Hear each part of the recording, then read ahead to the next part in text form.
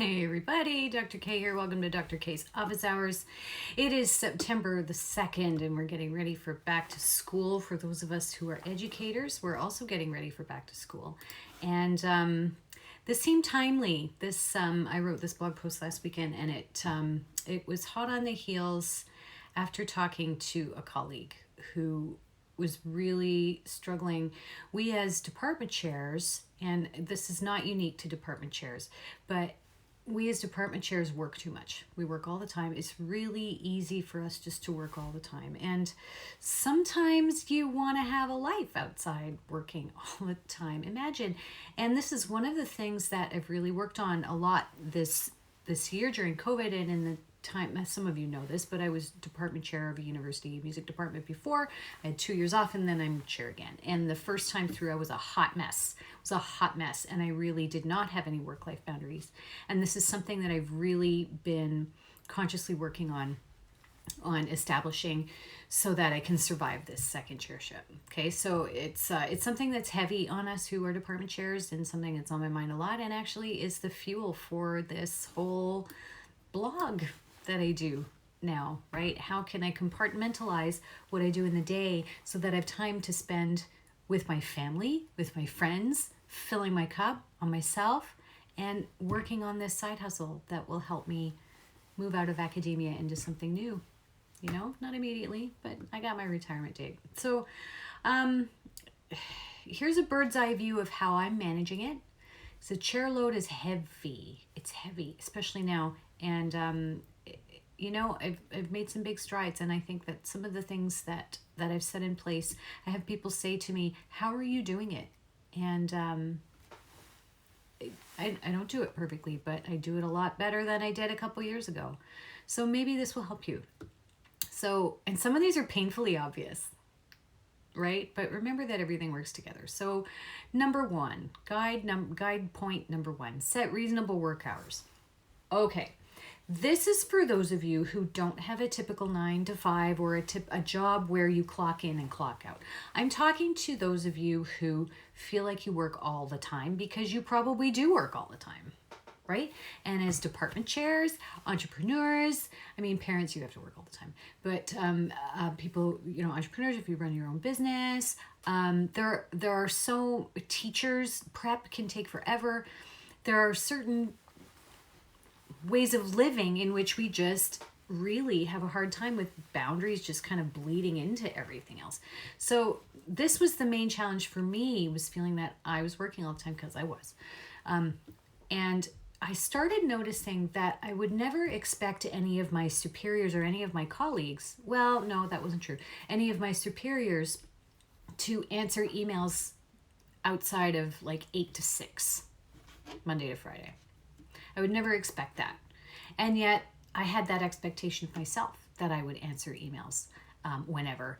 And there was a culture in our department back then that, you know, some of us just got on emails at 11:30 at night and just started exchanging emails, and we'd have these whole like work conversations. It's dysfunctional. Don't do that. But we were doing that. So then there was the expectation with my colleagues that if they needed me, they could just email me whenever and I would answer, because that's what I always did.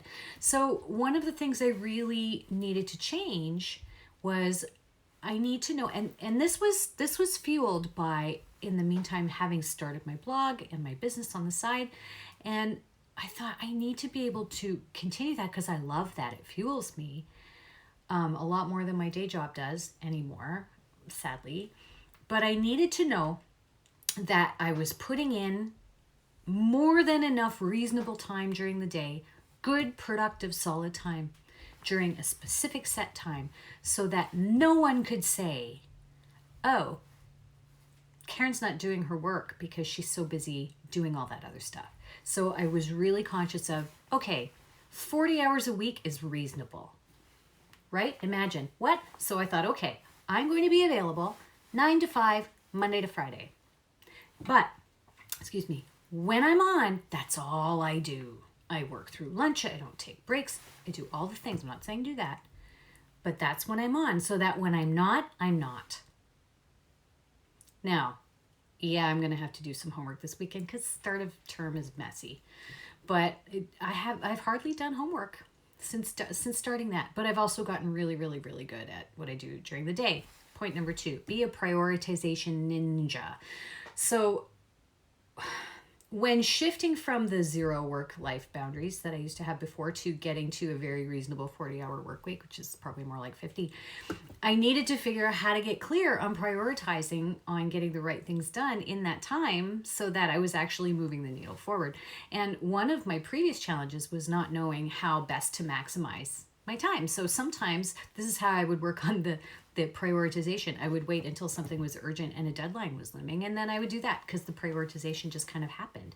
And so you know what happens then, right? You're always deadline driven, and I always meet deadlines. I never miss deadlines. Oh, give that to Karen. She always meets deadlines. Yeah, but at what cost, right? The burnout is real. Burnout is real. I thought I knew what burnout was before. Oh, burnout is real. So one of the things I've really started to maximize, and I don't have it with me, it's in my bag. I use something called the Full Focus Planner, and it really has changed everything for me. And one of the things, it's a paper planner, and I wrote a blog post about it. And if you go to the blog link in my bio, you'll see it's linked in there.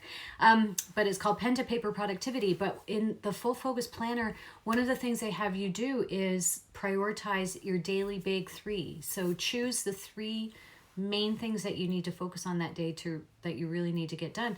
And you'd think, oh, just 3 things. My to-do list is 57 miles long. Yeah, you know how hard it is to get 3 things done when they're like the right things?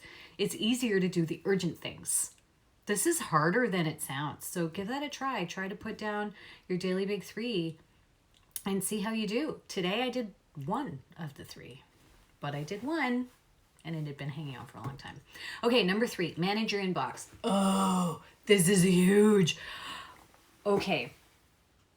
If you have over 3,000 emails sitting in your inbox like I did, every time you open your inbox, you probably have it open all the time, I would think. Every time you go in there, there's going to be that, I don't want to be here. There's all this unfinished business, all those open loops. Our brains don't like open loops.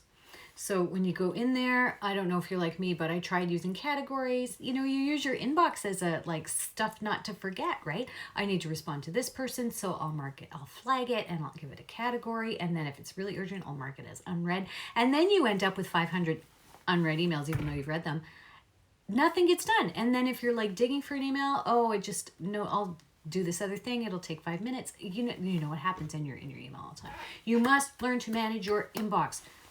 So I came upon a training. This is all about all the trainings. I came upon a training. It's free. It's called the STACK method. STACK, like it sounds. STACK. It's free. It's great. And you can use it with any email system. It's just a prioritization method. It's like triage. Emails come in, you throw them in action folders. I'm going to respond to this one right now. This one's priority. This one can wait. This is for meetings. Boom, boom, boom, boom, boom. You know, you can take the method and use it as your own. But what happens is, this is huge. Your emails come into your inbox.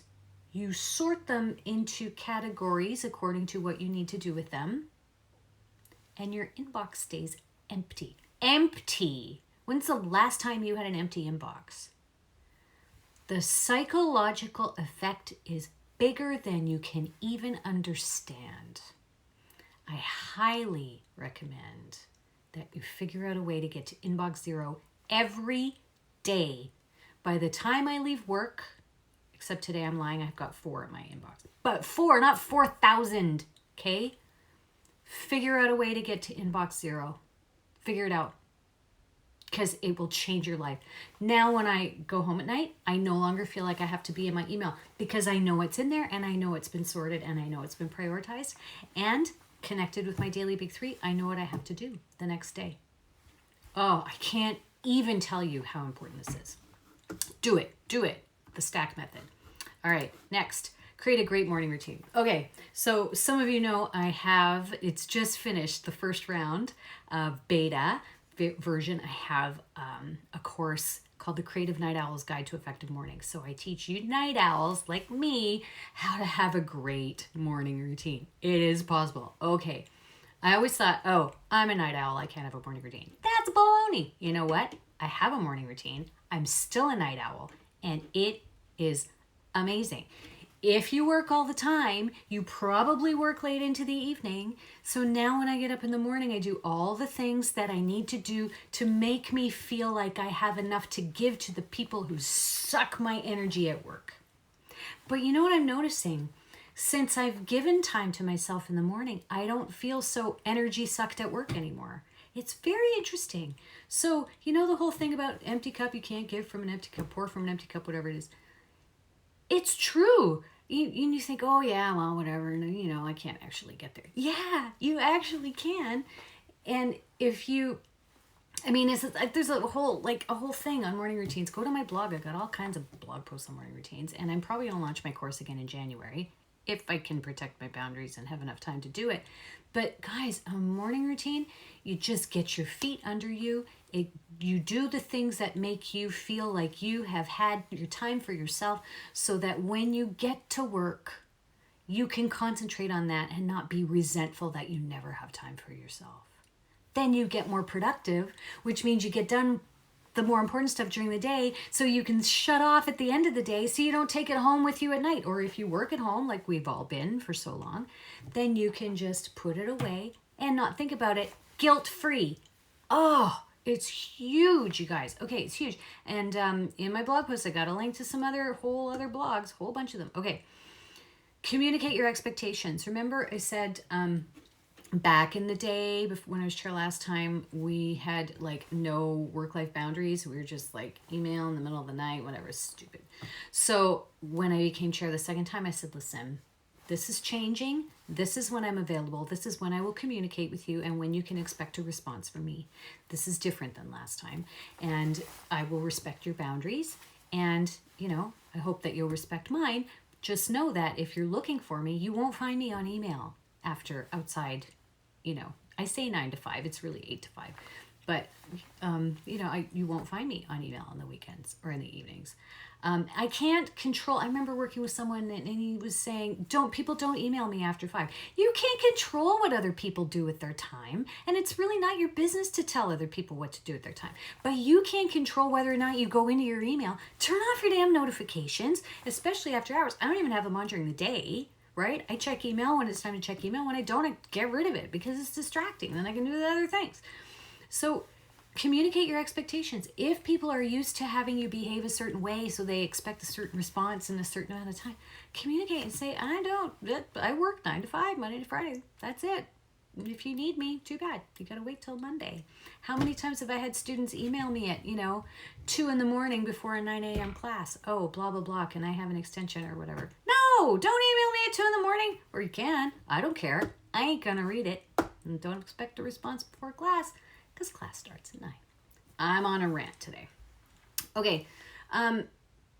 But you know what you find, that people start respecting that because they know what to expect from you. If you're clear, now you have to make sure that you keep doing it, because if you go back, then people are like, oh, well, she doesn't really mean it. You have to keep protecting that boundary. It's hard at first, but then people catch on. Okay. Number 6, this one's interesting. Plan your non-work time. If you are a workaholic like me, I love working. It's not that I don't like working. I just don't want to do that job anymore, and I don't want to do it all the time, so I want to save time for other things like this work. I love this work. So plan your non-work time.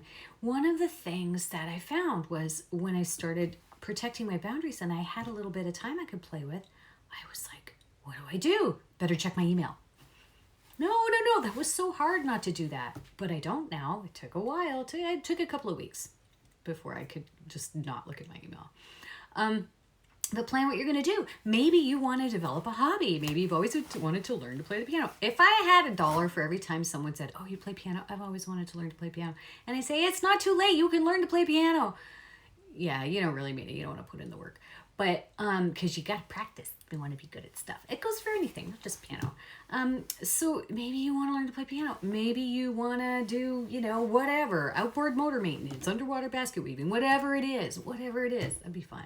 Actually, underwater basket weaving. But plan your non-work time, not like crazy tight or anything, but have things that you look forward to doing. If you want to go, my husband has been wanting to go canoeing forever. And he finally took the kids the other day. Well, I was at work because I was working because it was daytime work hours. So he went without me because he knew what to expect from me.